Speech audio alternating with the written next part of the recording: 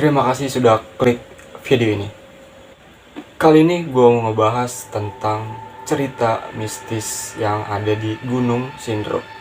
Nah, gue dapet cerita ini dari salah satu member yang ada di grup cerita horor yang berjudul tentang penemuan mayat di jalur pendakian. Yang diketahui namanya itu adalah Fadil Lesmana. Langsung aja ke ceritanya. Jadi kalian bisa nganggap gue itu sebagai Fadil ya. Nanti gue ceritain itu seakan-akan kalau gue yang ngalamin. Cerita ini diawali dengan pada sore hari Jumat tanggal 1 April 2019. Kita berdua berbincang-bincang diskusi liburan kita mau kemana nih.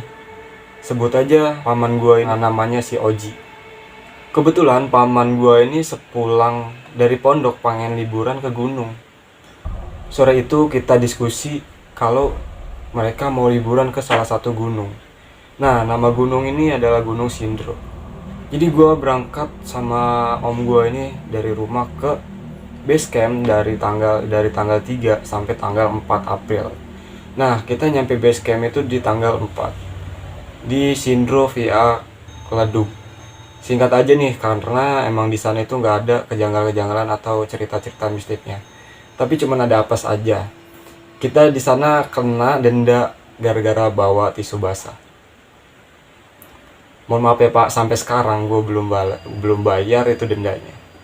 Nah, singkat cerita, pada 6 April 2019 lanjut ke base camp Sumbing via Garung. Nunggu besok, gue sama om gue ini jalan-jalan buat nyari logistik atau buat nyari bekal buat naik ke gunungnya. Nah, pas pagi-pagi gue berangkat sama om gue dari jam 6 itu di tanggal 7 April. Kita langsung lanjut naik Sumbing awal pendakian gunung. Nah, awal pendakian gunung gue tuh sama om gue tuh cuman pakai peta doang. Nah, di perjalanan itu gue sama om gue itu cuman berdua doang dan nggak ada satu orang pun di sana pas pendakian. Nah, kita naik dengan santainya sampai jam 8 dari base camp. Dan kita sampai di pos 2. Di pos 2 kita ngaso dulu sembari bikin kopi untuk menghangatkan badan. Nah, pas waktu kita ngaso, om gue tuh nanya, "Dil, kok ini sepi banget ya gunung?" Gue jawab dong, "Iya nih om, ini sepi banget nih om." Heran gue juga, tumben amat nggak ada orang gitu kan. Terus om gue jawab, "Ya udah santai aja Dil." Gitu kan. Dan nggak sengaja om gue ini ngeliat tulisan di samping sebelah dia. Nah, tulisannya itu kayak gini, "Ingat Allah." Nah, sontak dong gue langsung istighfar ya kan. Nah, singkat cerita kita lanjut perjalanan ke base camp 4 atau ke pos 4-nya. Buset, kita nemuin trek yang curam banget. Sebut aja treknya enggol-enggolan. Emang curam banget sih teman-teman. Selama kita ngelewatin trek itu pokoknya apes banget. Hujan turun sederes-ederesnya. Nafas gue aja sampai ngap-ngapan bener. Kita masih kejebak di jalan engkol-engkolan nih boy. Itu hujan masih deras banget. Kita putuskan buat istirahat dulu sejenak di jalur enggol-enggolan ini sambil rebahan dan juga nunggu hujan reda. Gak lama kemudian hujan mulai reda dan langit pun mulai cerah. Seketika kabut-kabut tebal yang ada di sana itu hilang. Kita lanjutin pendakian itu selama setengah jam ke atas sambil nyamperin pos ketiga. Om gue juga bilang kayak gini, "Dil, mau istirahat dulu gak?" Gue jawab dong, "Gak usah deh bos, udah sore, buru-buru juga sampai pos 4. Ketika mereka juga langsung jalan ke atas. Di tengah perjalanan, om gue ini tiba-tiba berhenti dan langsung aja nundukin kepala. Nah, gue otomatis nanya dong ke dia, "Kenapa om?" kata gue. Nah, om gue ini langsung jawab, "Jangan lanjut dulu." "Ya ayolah," kata gue, "keburu sore." "Ntar Dil, ntar," kata om gue ini. Kan gue juga bingung dong kenapa. Dia bilang, lihat tuh ke depan ada sosok gede hitam," kata dia. Cuman di sini gue nggak ngeliat apapun dong. Nah, kata om gue juga, "Jangan jalan dulu, ntar aja, tunggu di sini aja dulu." Ya oke lah, gue langsung iyain dong karena om gue juga udah kelihatan ketakutan banget. Jadi kita putusin buat berhenti di pos 3 dan istirahat di pos 3. Jadi gue di situ tuh sama om gue itu lama banget, sampai sekitaran 15 menitan. Nah di situ juga nggak ada orang yang lewat atau orang yang naik ke atas. Jadi di situ benar-benar sepi. Semenjak di base camp juga emang nggak ada orang sama sekali kan. Semenjak gue dari awal sampai di pos 3 itu emang nggak ada orang sama sekali. Nah terus nggak berlangsung lama, om gue bilang, ya udah deh, ayo langsung jalan aja ke atas. Ini orangnya udah nggak ada kok. Semoga aja nggak ada kejadian-kejadian lagi atau nggak ngeliat-ngeliat apa-apa lagi, kata si om guanya ini. Nah otomatis gua sama om gua ini langsung naik dong ke atas ke pos 4. Setengah jam kemudian gua sama om gua ini udah nyampe di pos 4. Alhamdulillahnya di situ ada orang yang bikin tenda. Nah gua otomatis masuk ya kan ke area situ dan gua nyamperin salah satu tenda yang ada di situ.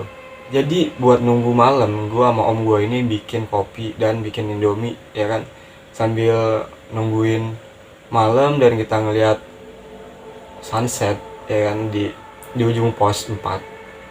Singkat cerita malam pun mulai datang ya kan. Nah pas malam ya gua sama om gua ini masuk ke tenda gua ya kan sama om gua. Nah di situ gua bikin kopi, tiba-tiba di depan itu ada orang manggil. Ada yang manggil kayak gini, bang. Gue jawab dong, ya bang, kenapa? Nah dia bawain cemilan buat kita. Ini bang ada cemilan dari gua, buat tambah-tambahan ngopi lah katanya kan. Jadi gua sama om gua ini ngambil cemilan dari pendaki tersebut. Setelah gua ambil tuh cemilan, gua masuk lagi ke tenda gua dan gua makan lah cemilan sama om gua itu sambil ngobrol-ngobrol yang gak jelas. Terus abis gua ngobrol-ngobrol sama om gua tuh, gua sama om gua keluar tenda buat nyapa para pendaki-pendaki yang ada di sana. Jadi kita tuh ngobrol semalaman ya kan. Sampai tengah malam gua sama om gua itu balik dong ke tenda. Di situ waktu itu nunjukin jam 23.00. Nah, pas gua tidur sama om gua tidur, tiba-tiba om gua ini ngigo. Jadi om gua ini ngigo manggil-manggil nyokap dia atau nenek gua. Jadi gua kangen banget tuh, kayak keinget aja gitu tentang nenek gua yang udah lama meninggal. Setelah dia ngigo itu, tiba-tiba dia bangun. Terus gua tanyain dong, kenapa om? Dia jawab gini, dingin banget sumpah anjir kata dia kan. Terus gua kasih dong sleeping book gua. Jadi gua cuman pakai celana trekking terus sama kaos kaki. Nah di situ gua nggak tidur. Jadi gua tuh di situ nonton kayak misalkan drakor kayak gitu, gua tonton ya kan sampai jam 3 subuh aja. Nah di situ gua bangunin om gua bergegas buat melakukan summit attack. Sebelum melakukan summit attack di situ sama om gua mulai sarapan buat ngisi perut gua biar kita lebih semangat ya kan. Jadi persediaan logistik gue cuman dikit, cuman ada pop mie 2 biji sama kopi, rokok sama kretek, sama kopi sama rokok kretek doang. Yaudah kita terpaksa buat pagi sarapan pop mie, mau nggak mau kan cuman ada pop mie doang, jadi gue kepaksa lah makan pop mie doang.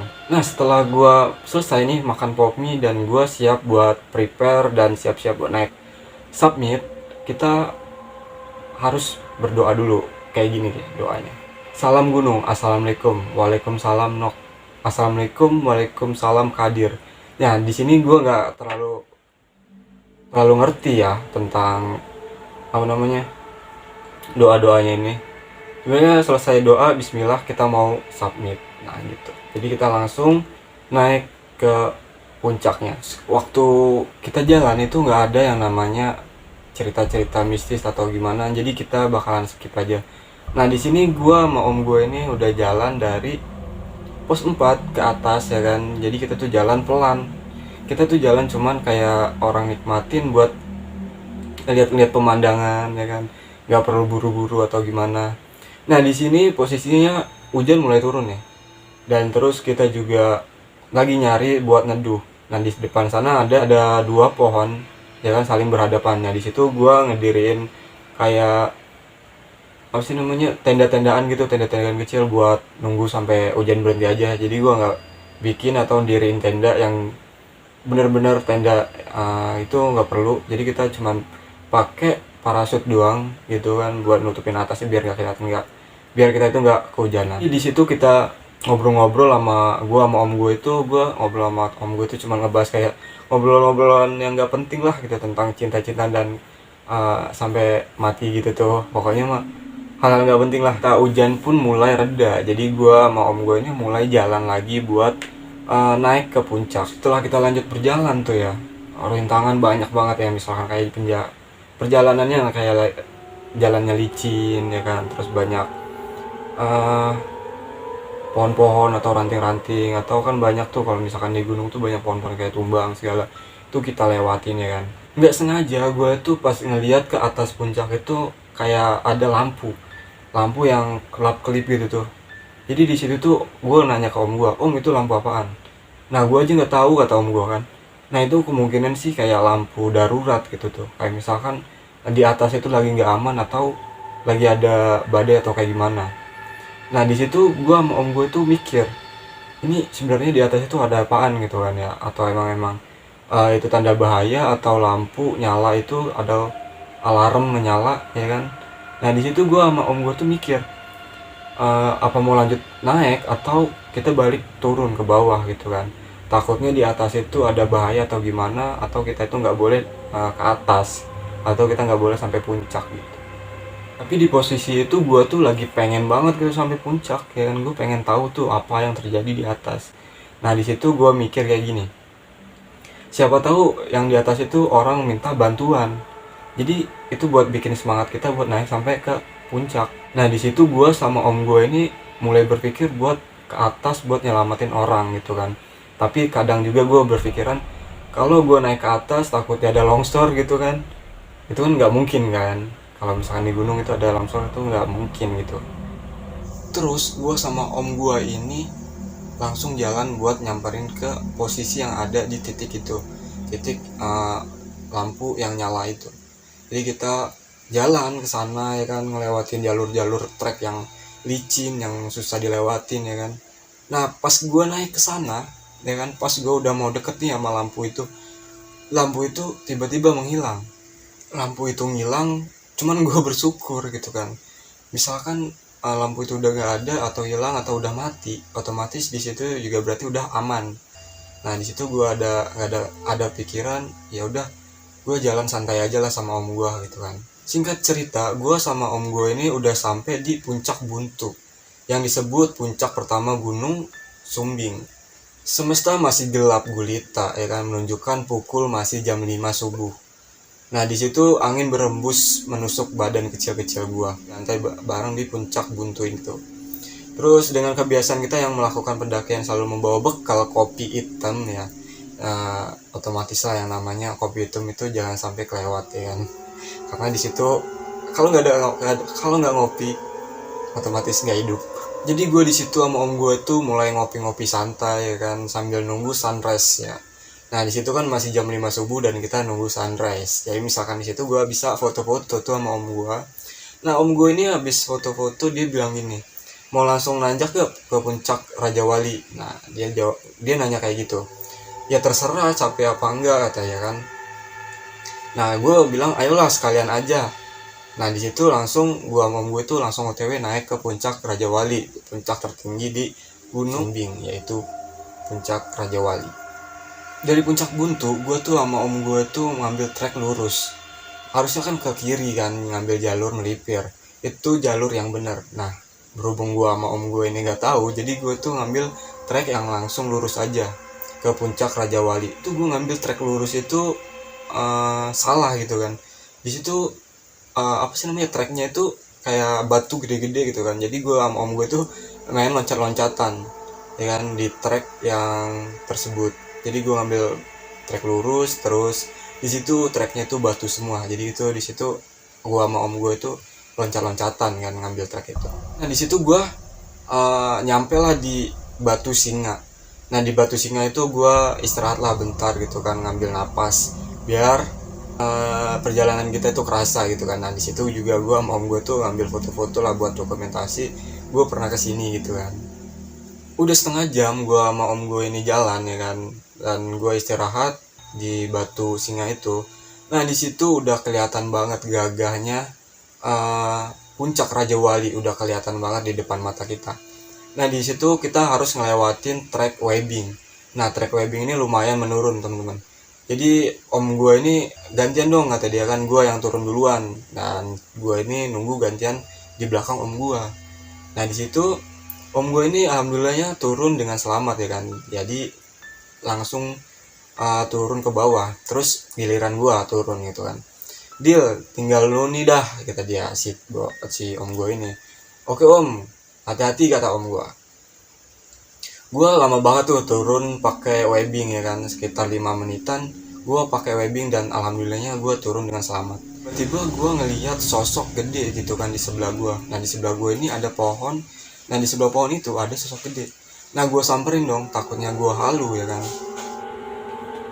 Dan gue lihat dong pas di situ kayak manusia gitu kan. Jadi mau nggak mau gue samperin dong orang yang ada di balik pohon itu. Gue kira sih bukan manusia atau bukan orang gitu kan, ternyata di situ gue kaget banget sumpah. Di situ gue benar-benar kaget dan gue lari gitu kan, lari gue balik lagi ke tempat sebelumnya. Dan gue di situ manggilin om gue kayak gini, om om gue jawab dong, kenapa kata dia kan. Om ada orang ini tergeletak di sana, kayaknya sih pendaki gitu kan. Terus om gue tuh nggak pikir panjang, dia tuh langsung lari dan nyamperin ke gue. Di mana katanya kan. Nah terus gue tunjukin dong, om itu tuh katanya kan.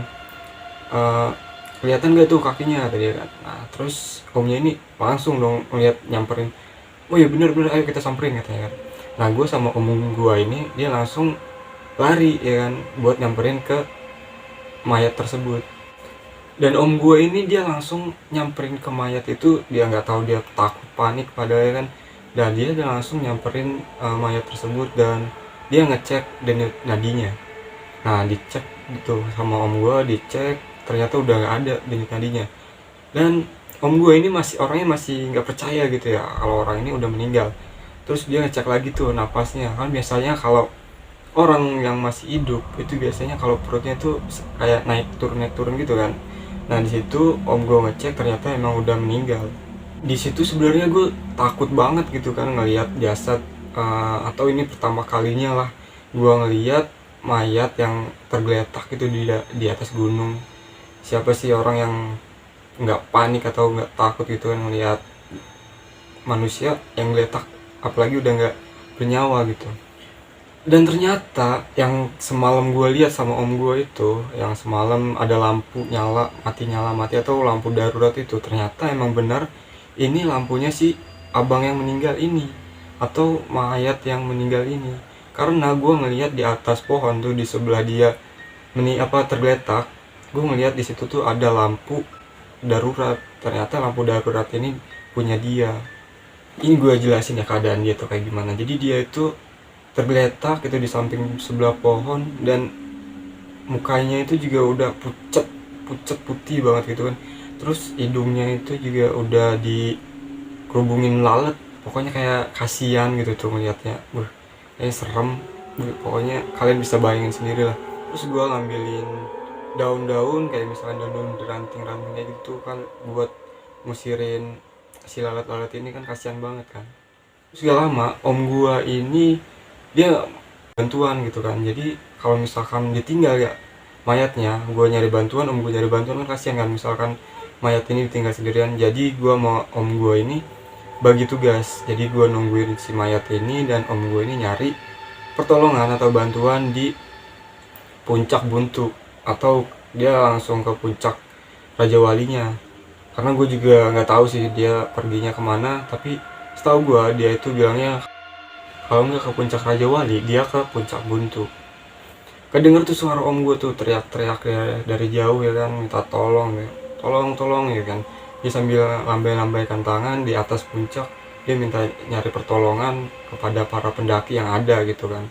Dan ternyata di sana emang benar-benar lagi nggak ada orang. Gue ini balik lagi dong ya kan, dia masih kebingungan nyari pertolongan di mana. Karena emang dia udah nyari-nyari, udah ke puncak Raja Wali, udah ke puncak Buntu dia. Terus om gue ini duduk dong di sebelah gue bingung gimana gitu kan. Gue juga sama aja kan, sama-sama bingung gitu. Kita emang berdua doang. Jadi di sana itu ada gue, om gue sama si mayat doang. Dia mau nggak mau dong, ya kali kita mau turun ke base camp terus ninggalin si mayat ini. Dan terus keadaan cuaca juga masih hujan gitu kan. Jadi gue nggak mau, gue jadi gue itu ada kayak tikar gitu tuh yang gue bawa, gue buat tutupin mayatnya si abang-abang pendaki ini. Jadi setelah kami duduk berdua agak lama itu kan, dan gue juga ngeliat jam itu udah ngeliat jam udah mau sore gitu kan, dia udah jam-jam 2 jam 3 kalau nggak salah itu. Jadi gue putusin, gue sama om gue ini ngegendong mayat ini ganti-gantian.